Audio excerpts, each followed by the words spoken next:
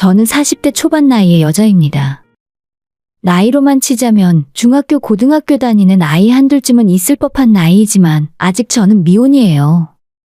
한 번 갔다 온 돌싱도 아니고 진짜 미혼입니다. 무슨 중대한 하자가 있어서 홍기를 놓치고 나이를 먹은 게 아니라 그냥 열심히 제 인생 살다 보니 이렇게 되었어요. 좋은 사람을 만나고 있을 때는 도저히 결혼할 여건이 안 되는 상황이었고, 어느 정도 제 생활이 안정이 되고 돈도 모아서 결혼하고 싶은 생각이 들었을 때는 좋은 남자가 생기질 않더라고요. 이래저래 때가 안 맞다 보니 이 나이까지 미혼으로 남고 말았습니다. 제 나이 30대 중반까지만 해도 명절에 친척들이 저를 보면 대체 언제 시집갈 생각이냐, 평생 그렇게 혼자 살다가 늙어 죽을 거냐, 나중에 누가 너 제사를 차려주겠냐 등등 엄청 말도 많고 타박도 많이 당했어요. 평소에는 서로 전화 한 통 없이 살던 친척들도 가족 결혼식이나 명절, 장례식 같은 날 오랜만에 만나면 마치 안부 인사를 하듯 제 결혼에 대해 다들 한마디씩 거들고 보태며 참견을 했습니다. 언제부터 자기들이 내 인생에 관심이 그렇게나 많았다고 저러는지 모르겠습니다. 그런데 생각지도 않게 이런 문제들이 한 방에 해결되는 사건이 벌어졌어요. 저보다 5살이나 어린 남동생이 먼저 결혼해서 아들을 낳은 덕분에 저는 완전히 식구들 관심에서 멀어지고 말았습니다.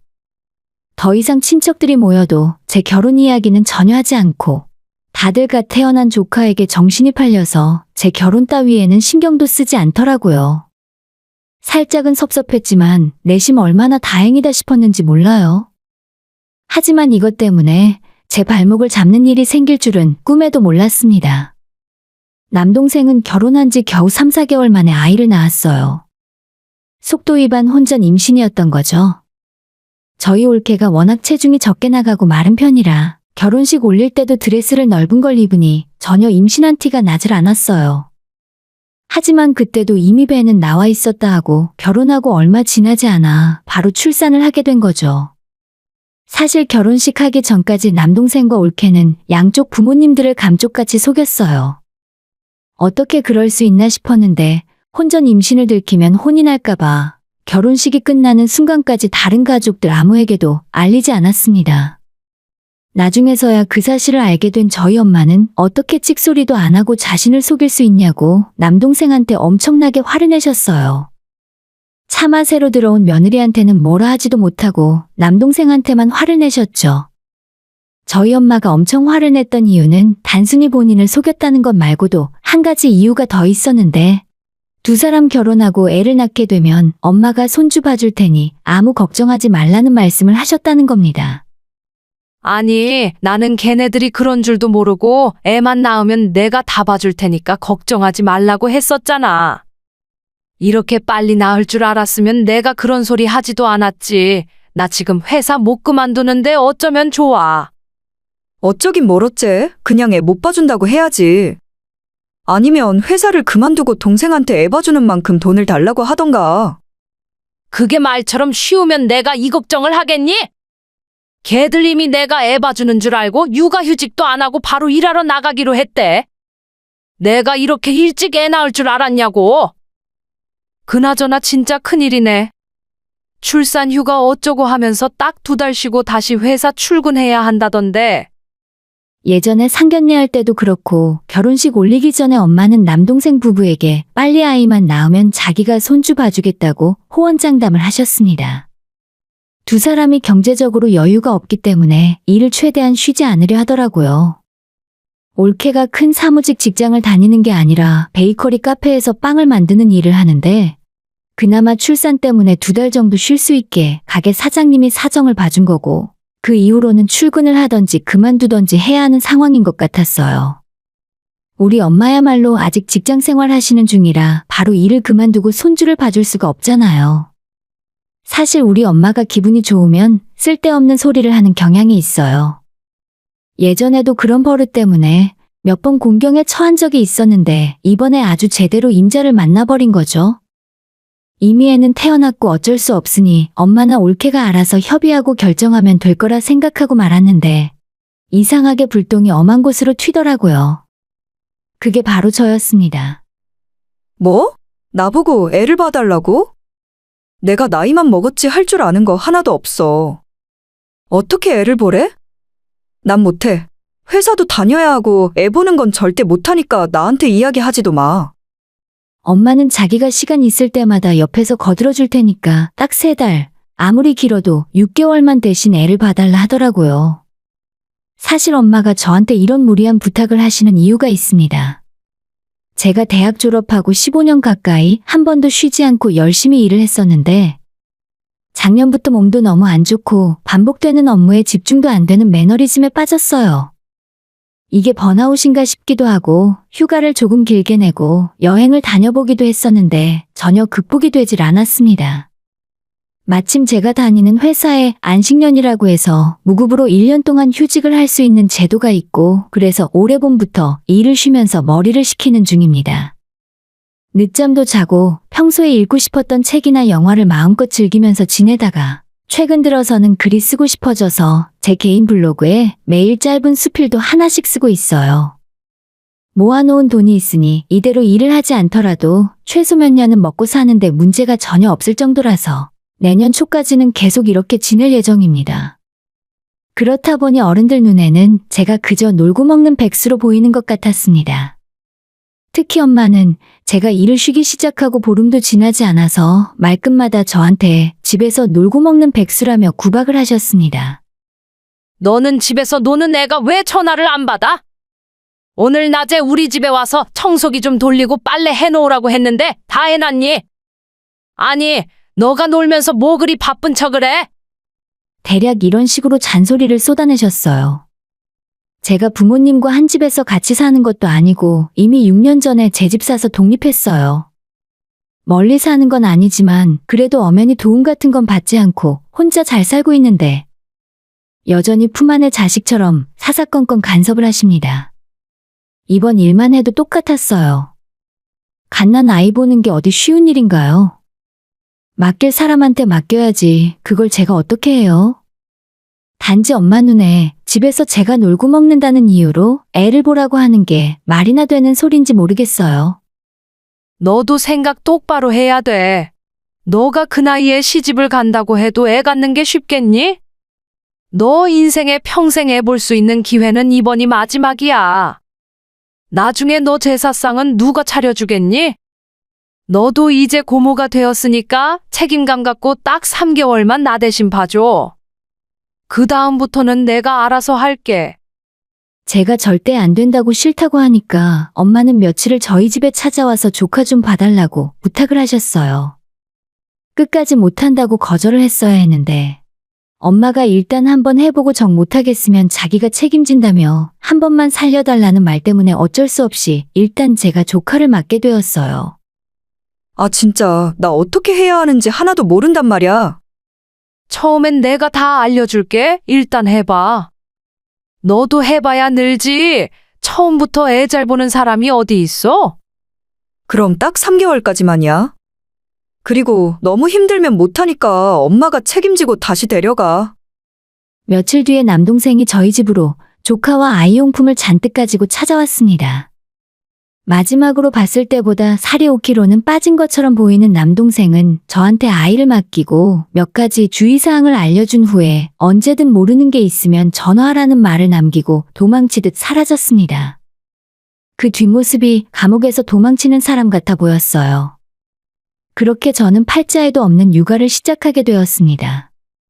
처음에는 엄마가 와서 아이 보는 법을 하나씩 알려주고 직접 시범을 보여주더니 제가 혼자서도 곧잘하기 시작하자 그 뒤로는 찾아오지도 않았어요. 제가 힘들다고 하면 아이를 다시 데려가겠다고 말을 했었지만 이제는 조금만 참아보라며 그것도 하나 똑바로 못하냐고 오히려 큰 소리를 치더라고요. 남동생이나 올케가 쉬는 날에는 아이를 다시 데려갔고 두 사람이 일하는 날엔 저희 집에 맡기는 생활이 반복되었습니다.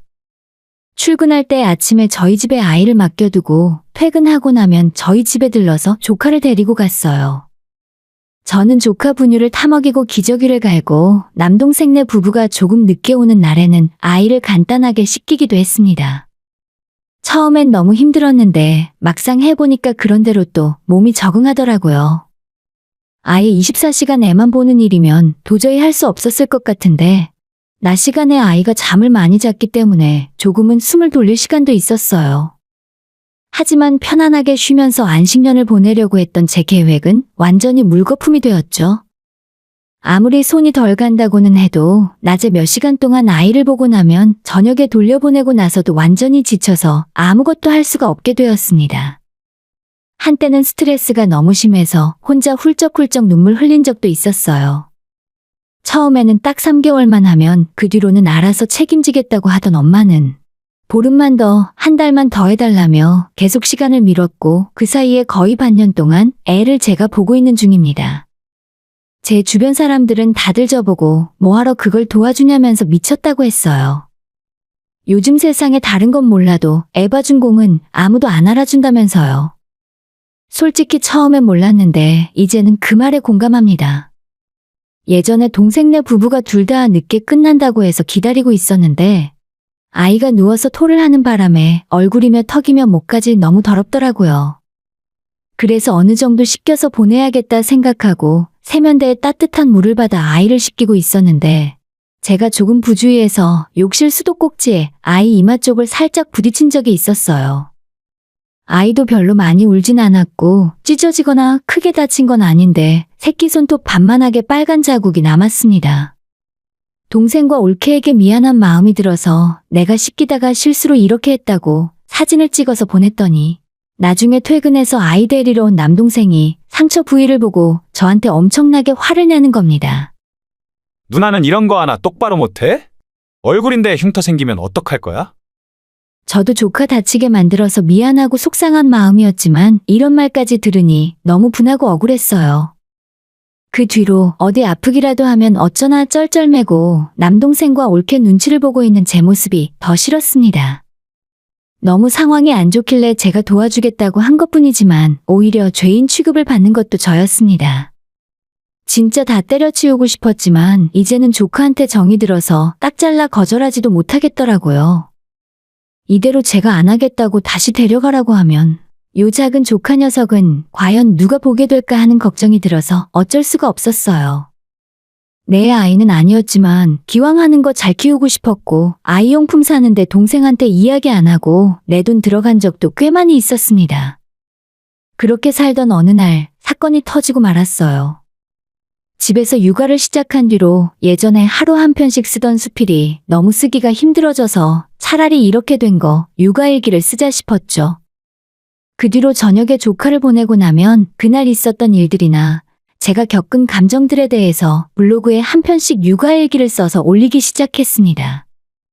예전부터 그림에는 약간 재능이 있어서 귀여운 사파까지 그려서 올렸더니 제 생각보다 반응이 너무 좋았습니다. 평소 제가 쓰던 글보다 하루 조회수가 20배, 30배, 많게는 100배가 넘게 오르곤 했었습니다. 그러다가 갑자기 어떤 출판사 대표라는 분의 연락을 받게 되었고 제가 쓰는 육아일기를 책으로 내고 싶다 하셨습니다. 솔직히 너무 탐나는 제안이었어요. 그 뒤로 출판 작업에 들어가게 되었고 책이 만들어지면서 점점 더 제가 해야 할 일들이 많아졌습니다. 이대로 가다가는 이도저도 안 되겠다 싶어 남동생한테 전화를 걸어 제 사정을 이야기하고 일주일 정도 너희가 애를 봐달라고 이야기했죠. 어차피 휴가나 연차를 쓰면 될 테니 큰 문제가 되는 일은 아니라고 생각했습니다. 근데 그랬더니 올케가 제 전화를 넘겨봤더니 뭐라고 하는 줄 아세요? 형님 갑자기 이러시면 어떻게 해요? 저희는 나름대로 휴가 계획이 있는데 이러시면 엉망이 되잖아요. 책 내는 게 그렇게 중요해요? 막말로 저희가 지금까지 형님한테 매달 드리는 돈이 얼만데 이러세요. 책임감이 없어도 이렇게 없을 수가 있나? 뭐? 올케 그게 무슨 소리야? 올케가 나한테 돈을 언제 줬다고 그래? 뭘 이제 와서 모르는 척을 하세요? 지금까지 매달 100만 원씩 따박따박 잘만 받았으면서 저는 완전히 금시초문이었습니다. 지금까지 조카를 봐주면서 동생과 올케에게 10원 한 장 받은 적이 없었거든요. 차라리 옷이며 신발이며 제 돈을 쓰면 썼지 어떤 돈조차 구경도 못 해봤습니다. 완전히 자다가 봉창 두드리는 심정이었어요. 아니, 나 진짜 처음 듣는 이야기라서 그래. 선우 봐주는 대가로 10원짜리 한 장 받아본 적이 없다고. 난 돈 구경도 못했는데 대체 누구한테 돈을 줬다는 거야? 그제서야 올케도 뭔가 이상함을 느끼고 아무 말이 없더라고요. 알고 봤더니 그동안 동생과 올케는 매달 엄마 통장으로 돈을 보내고 있었습니다. 한 달에 100만 원씩 보냈다고 하니까 엄마는 중간에서 저 몰래 그 돈을 받아서 용돈처럼 따로 쓰고 있었던 거죠. 그 말을 듣고 나니 그동안 남동생과 올케가 저한테 특별히 고마워하지도 않고 당당하게 이것저것 해달라는 식으로 이야기했던 것들이 어느 정도 이해가 갔습니다. 돈은 돈대로 내고 애를 맡겼으니 저를 돈 받고 일해주는 사람 취급을 했던 거죠. 저는 그 말을 듣고 너무 화가 나더라고요.